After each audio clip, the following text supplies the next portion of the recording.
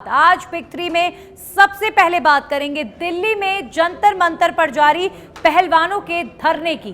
पहलवानों का धरना सियासी रूप ले चुका है।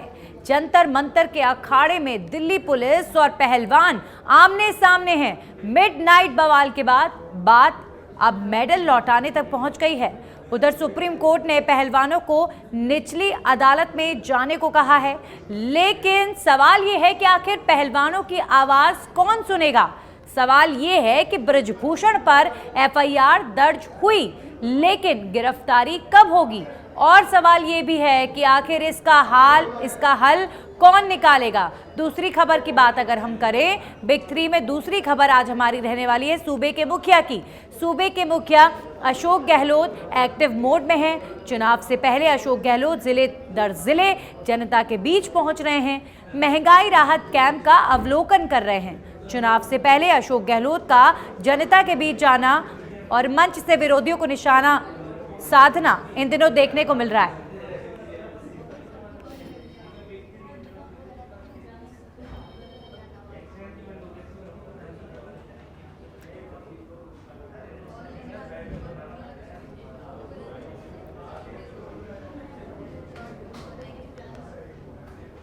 तो क्या जादूगर का ये अंदाज ही सबसे बड़ा चुनावी दांव साबित होगा।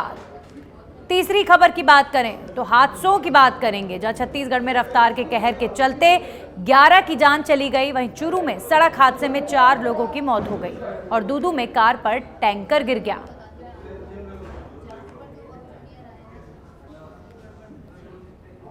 वहीं कुश्ती संघ के अध्यक्ष ब्रजभूषण पर एक्शन की मांग को लेकर दिल्ली के जंतर मंतर पर पहलवानों का धरना जारी है। बुधवार रात पहलवानों के धरने पर जमकर बवाल मचा। पुलिस और पहलवानों के बीच झड़प हुई। कुछ रेसलर्स चोटिल भी हुए। वहीं रेसलर्स की आंखें एक बार फिर से नम हो गई हैं। बता दें कि पहलवानों के धरने को कांग्रेस नेता प्रियंका गांधी, दिल्ली के मुख्यमंत्री अरविंद केजरीवाल, नवजोत सिंह सिद्धू और बॉक्सर विजेंदर सिंह ने सपोर्ट दिया है। रेसलर्स ब्रजभूषण की गिरफ्तारी की मांग कर रहे हैं। वहीं सुप्रीम कोर्ट से पहलवानों को झटका लग गया है। सुप्रीम कोर्ट पहलवानों को हाई कोर्ट का रुख करने को कह रहा है।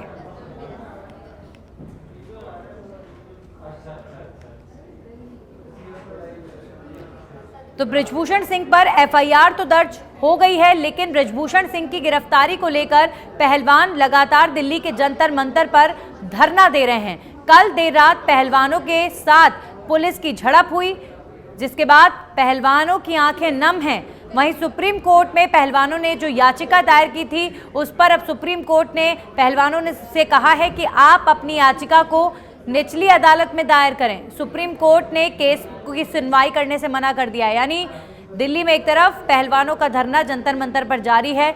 धारा 144 लागू कर दी गई है इलाके में, क्योंकि कल देर रात को पुलिस के साथ पहलवानों की झड़प हुई है। भारी पुलिस बल तैनात किया गया है। लगातार पहलवानों को प्रदेश भर के तमाम नेताओं का समर्थन मिल रहा है।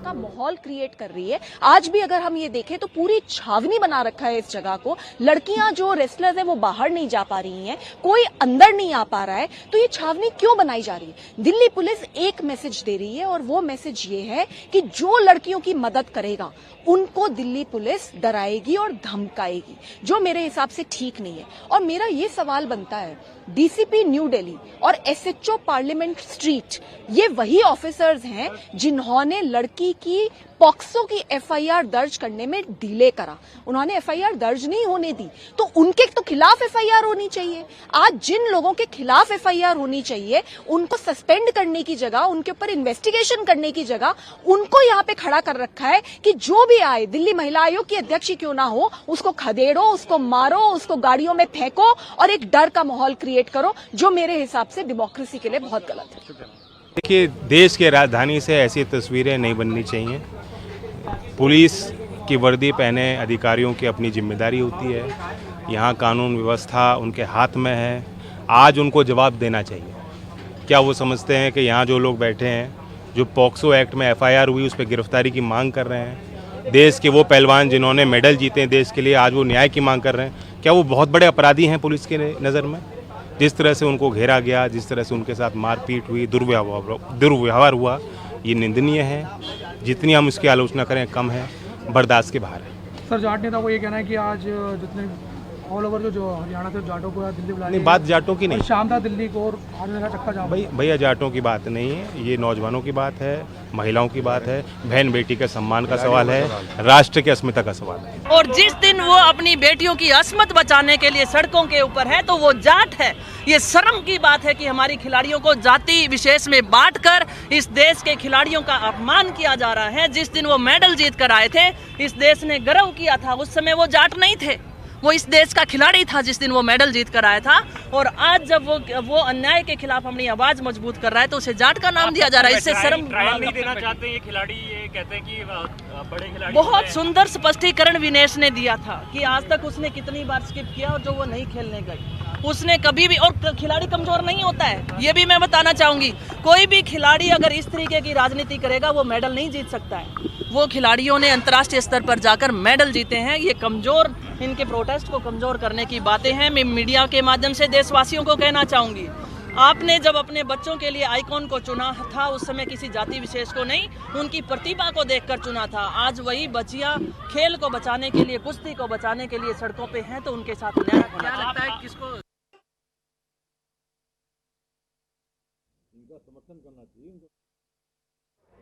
तो ये सीधी तस्वीर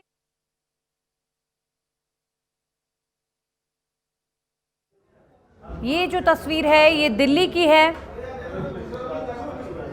दिल्ली के जंतर मंतर पर लगातार रेसलर्स बैठे हुए हैं धरने पर। दिल्ली की महिला आयोग की अध्यक्ष भी पहुंची इन रेसलर्स का समर्थन करने के लिए। तो पहलवानों के धरने में अभी फिलहाल जो स्थिति है वो ये है कि पूरे इलाके को छावनी में तब्दील कर दिया गया है। जंतर मंतर के आसपास का इलाका छावनी में तब्दील हो गया है। धारा 144 लगा दी गई है। कल देर रात पुलिस और पहलवानों के बीच में झड़प हुई है।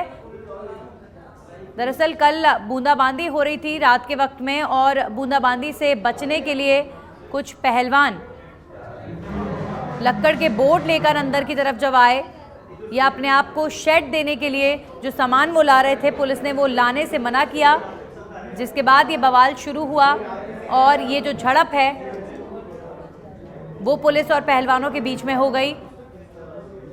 तो लगातार महिला रेसलर्स धरने पर बैठी हुई हैं और ब्रजभूषण सिंह के खिलाफ FIR दर्ज हो चुकी है, लेकिन गिरफ्तारी की मांग की जा रही है।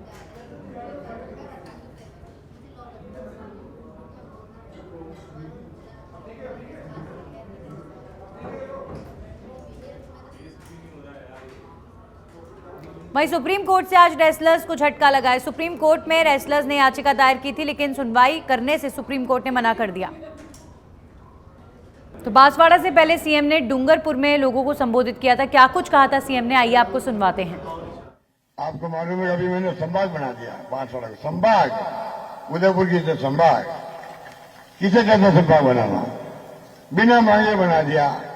तो बागर से जो मेरा प्रेम है वो आपको नहीं झलकता है। बिना मांगे हुए बांसवाड़ा संभाग बन रहा है, इससे बड़ा मैं सौगात क्या दे सकता हूं आपको, सोच सकते हो आप लोग। प्रधानमंत्री मोदी जी आए तो थे राष्ट्रीय स्मारक बनाने के लिए, पता नहीं उनका मूड क्या खराब हो गया कि वो घोषणा की नहीं उन्होंने और वो काम हमारा अधूरा रह गया। वो कहते हैं कि आप मध्य प्रदेश, महाराष्ट्र, गुजरात, राजस्थान वाले मुख्यमंत्री मिलकर बात करो। मैं उम्मीद करता हूं कि प्रधानमंत्री जी चुनाव के पहले जो वादा किया था उन्होंने मानगढ़ स्मारक बनाने का, गोविंद गुरु की याद के अंदर, जहां हमारे आदिवासी शहीद हुए हैं जलियांवाला बाग की तरह, वो बनना चाहिए। अब खबरों में आगे बढ़ेंगे। आज का दिन हादसों का दिन रहा। एक तरफ छत्तीसगढ़ के बालोद में दर्दनाक हादसा हुआ, जहां पर एक ही परिवार के 10 लोगों की सड़क हादसे में मौत हो गई और ड्राइवर की भी मौत हुई। दूसरी तस्वीर आप देखिए दूदू से, जहां पर 8 लोगों की मौत हो गई। टैंकर का टायर पलटने से यह हादसा हुआ। तो वहीं चूरू में वैन और ट्रेलर में भीषण टक्कर हो गई, जिसके बाद 4 लोगों की इस घटना में मौत हो गई। ये 3 तस्वीरें बालोद, छत्तीसगढ़ के बालोद में 11 लोगों की मौत, फिर आप देखिए राजस्थान के दूदू में 8 लोगों की मौत, टैंकर पलटने से कार दबी और कार में बैठे लोगों की मौत हो गई। चूरू में 4 लोगों की मौत हुई है। तो आज का दिन हादसों भरा दिन रहा, बेहद दुर्भाग्यपूर्ण। 3 बड़े हादसे जिनकी तस्वीरें इस वक्त आप देख रहे हैं।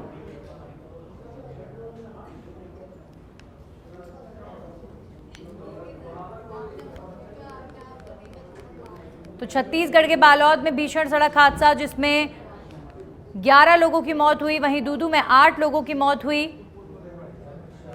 सड़क हादसों भरा ये दिन रहा आज का। वहीं चूरू के रतनगढ़ में मेगा हाईवे पर भीषण सड़क हादसे से वैन में सवार 4 लोगों की मौत हो गई।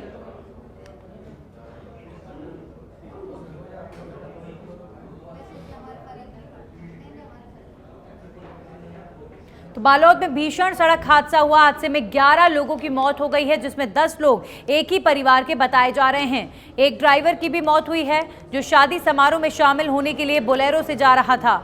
इस दौरान रास्ते में ट्रक ने गाड़ी को टक्कर मार दी। हादसा पुरूर चौकी क्षेत्र में हुआ है।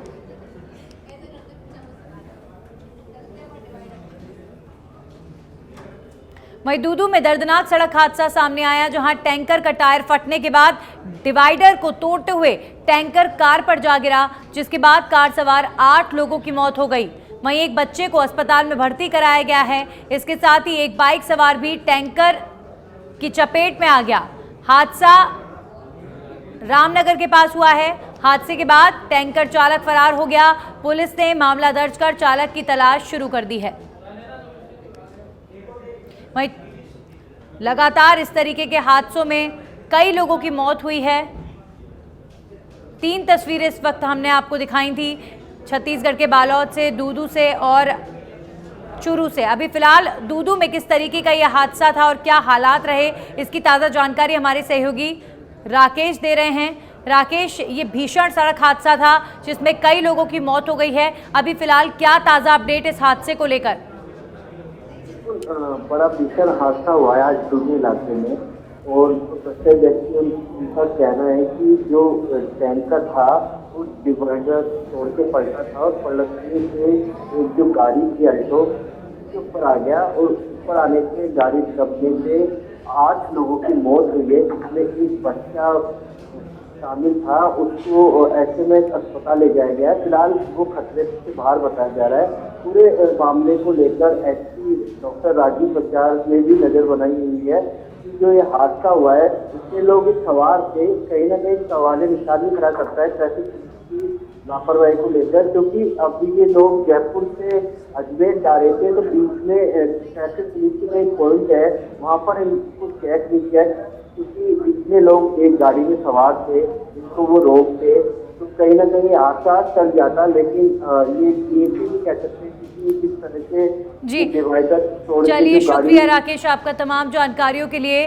तो ये बड़ा सड़क हादसा हुआ है, टैंकर के पलटने से लोग दब गए और 8 लोगों की मौत हो गई। कार के ऊपर टैंकर गिरा, कार दबी और आप देखिए तस्वीरों के माध्यम से कि कार में कुछ भी नहीं बचा। एक बच्चा जरूर इस हादसे में बच गया है। वहीं चूरू के रतनगढ़ में मेगा हाईवे पर भीषण सड़क हादसे में वैन में सवार 4 लोगों की मौत हो गई। मौके पर पहुंची पुलिस ने शवों को जिला अस्पताल की मोर्चरी में रखवाया है। जानकारी के अनुसार अनाज से भरा एक ट्रेलर सुजानगढ़ से रतनगढ़ की तरफ आ रहा था, वहीं एक वैन रतनगढ़ से सुजानगढ़ की ओर जा रही थी। इस बीच मेगा हाईवे पर गांव पड़िहारा और भोजासर के बीच दोनों वाहनों की भीषण भिड़ंत हो गई। टक्कर इतनी जबरदस्त थी कि वैन के परखच्चे तक उड़ गए। और इस खबर के साथ ही बुलेटिन में इतना ही। देखते रहिए सच पे धड़क।